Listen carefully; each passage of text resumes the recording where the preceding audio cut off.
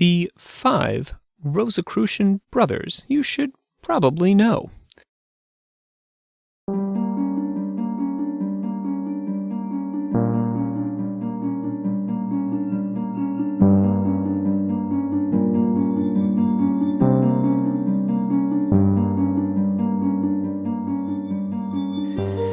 Today's terms are Rosicrucian, which refers to a specific secret fraternal order who shared magical practices and techniques, as well as a religious philosophy, going back several hundred years, but stretching into the present day.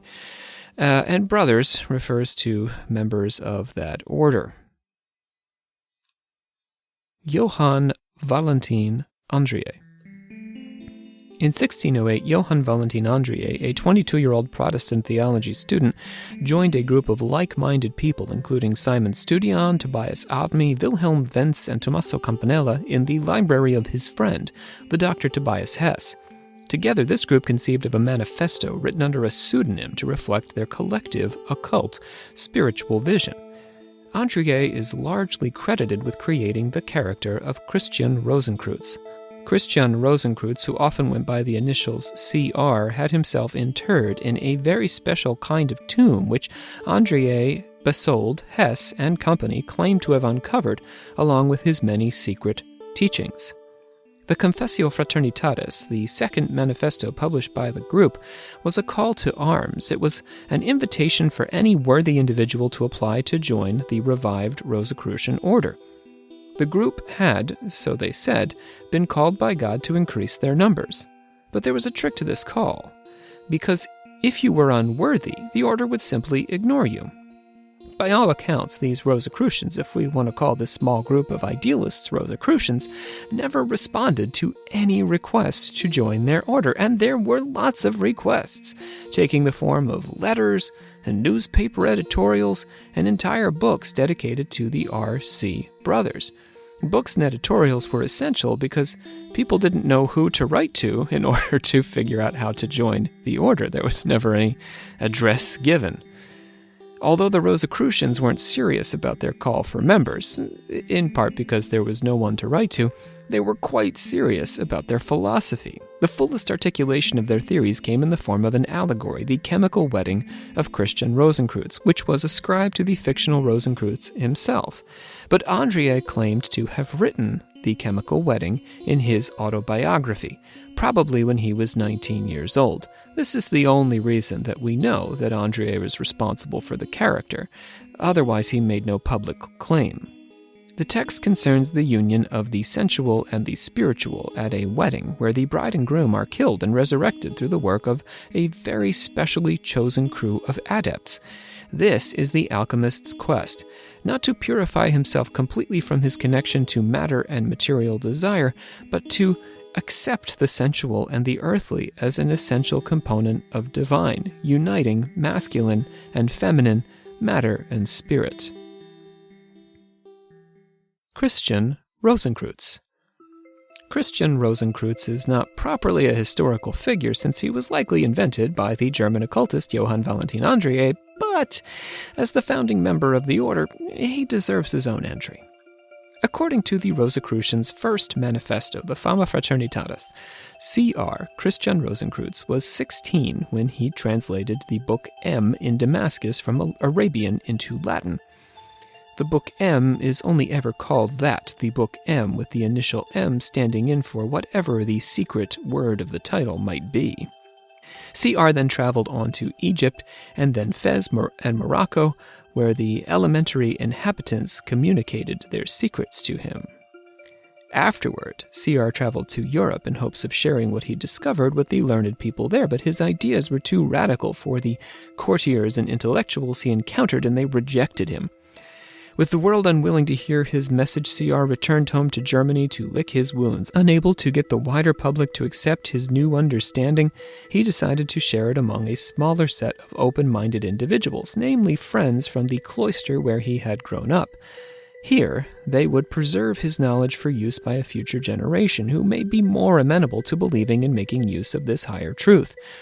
C.R. had himself interred in a very special kind of tomb, which, as I mentioned, was uncovered by Andrej and friends. Andrej and his crew claimed to have discovered a hidden door, behind which was a second door with the words Post 120 Annos Patebo written on it. After 120 years, I will open. The vault had 7 sides with 7 corners, each wall 5 feet wide and 8 feet tall. In the center was the tomb of Christian Rosicrucians, with a great altar above it, on which was written, Hac Universi Compendium Vivus Mihi Sepulchrum Fici. In other words, this compendium of the universe I have made in my lifetime to be my tomb. According to the legend told by Andrej, inside the tomb, Andrej and his friends found all the books and artifacts necessary to revive CR's secret society of the Rose Cross. Michael Mayer. Michael Mayer was a German physician who is perhaps most responsible for blending Rosicrucian and alchemical ideas. He was the personal doctor to Holy Roman Emperor Rudolph II until the emperor's death in 1612. That same year, Mayer sent England's King James an elaborate Christmas card prominently featuring an 8-petal rose which seemed to implicate Mayer and James in some sort of Rosicrucian brotherhood, although this can only be a matter for speculation. Mayer believed that the Rosicrucians had discovered the secret for transmuting base metals into gold, the alchemical goal. They had inherited an ancient tradition that had been passed down for generations and was now closely guarded by the Brotherhood. Mayer argued that the Rosicrucians were hard-working chemists and physicians working diligently to reform the world for the better, using their knowledge of the true astronomy, the true physics, mathematics, the true medicine, and the true chemistry. Pascal Beverly Randolph. Pascal Beverly Randolph was born in New York in 1825, an illegitimate child raised in the slums of Five Points. His mother died during the worldwide cholera epidemic in 1831 or 1832 when he was just 6 or 7 years old, and Randolph was passed through a string of relatives and friends. Of mixed-race ancestry, he alternately identified as African American and disavowed his ancestry. During the Civil War, he worked to recruit African American men for the Union Army and moved to New Orleans after the war to help newly freed slaves by teaching and advocating for the Freedmen's Bureau and giving lectures. He called himself a doctor, concentrating specifically on sexual disorders, which he attributed to a depletion in vital forces or fluids, often caused by masturbation and lack of proper excitation in both male and female partners during sex. These ideas would later blossom into radical new theories about the occult dimensions of sexual stimulation and release. A world traveler, Randolph visited England, France, and Germany as a trance medium in 1855 and returned to Europe in 1857, visiting London and Paris and probably Egypt. On this tour, Randolph discovered something that would encourage him to abandon spirit mediumship forever. He brought back hashish, the main ingredient of what he called his marvelous drug, Doam Mesk, or the medicine of immortality, which he claimed had transformed him from an atheist into a believer. According to his biographer, John Patrick Devaney, before the Civil War, Randolph was very likely the largest importer of hashish into America.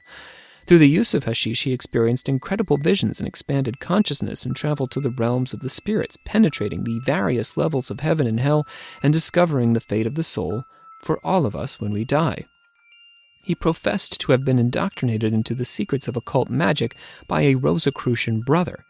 His encounter with a true Rosicrucian is difficult to validate. In his occult novel, Ravalette, Randolph describes how in Europe his protagonist, who he called Beverly, which was his middle name, met an Italian count who implored him to join the fraternity.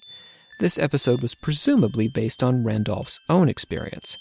Randolph claimed that his second trip to the Near East in 1861 and 1862 was to seek out the supreme dome of the Rosicrucian temple. While Randolph may have met occultists believing they were carrying on a Rosicrucian tradition, the variant of Rosicrucianism that he brought home was uniquely his own. In San Francisco in 1861, Randolph formed several different fraternal organizations under the name Rosicrucian. Fraternal orders were wildly popular in America in the 1860s, and Randolph capitalized on the craze. 2.5 years later, he received a mysterious order to depart and boarded a ship for New York, and then went on to Egypt and Asia. His last trip to Europe and points further east took place in 1873 or 1874. The Mysteries of Euless, Randolph's final work, was the product of this trip, inspired by members of a Muslim sect devoted in part to the use of hashish and sex for spiritual development. This book was, according to John Patrick Devaney, Randolph's ultimate and finest exposition of the sexual mysteries of the universe. The Mysteries of Euless served as a guidebook for Randolph's last order, the Brotherhood of Euless. Randolph established the Brotherhood in Asheville in 1874. It only lasted 3 months, and he returned to California, where he prospected for gold and silver, re-established his Rosicrucian order, and taught about the uses of the magic mirror and the full power of sexual magic to his initiates. He died of a self-inflicted gunshot wound in the streets of Toledo, Ohio, on the 29th of July, 1875. Harvey Spencer Lewis. Harvey Spencer Lewis was born in Frenchtown, New Jersey in 1883. He discovered the Rosicrucians while conducting psychical research that ended up exposing 50 fraudulent mediums at the turn of the century. After a trip to France, he claimed to have been initiated into a Rosicrucian order and given instructions to start an order in America. This was the AMORC. Lewis's history of the Rosicrucians varies from the histories recorded by non-Rosicrucian scholars on many crucial points. He traces the origins of the movement not to Renaissance Germany but ancient Egypt, specifically the 18th dynasty, circa 1580 BCE. Oddly, about the same number of years behind the year 1 as the German Rosicrucians were ahead of it. Thutmose I organized a secret society of the most learned who gathered with him to share the doctrines and principles of science. This society became a formal brotherhood with both male and female members under Thutmose III, 50 years later.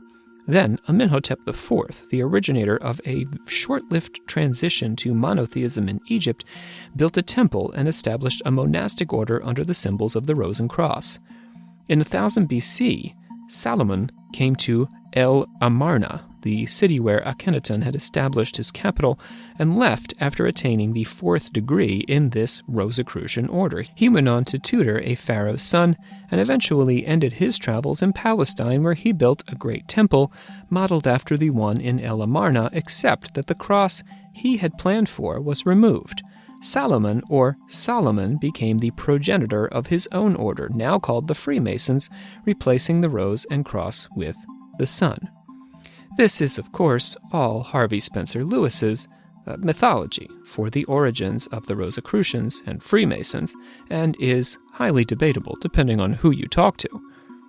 Lewis says that in the 1st century BCE, the Rosicrucian order established a rule to have alternating periods of outer activity and inner activity. Each period would last 108 years for a 216-year cycle.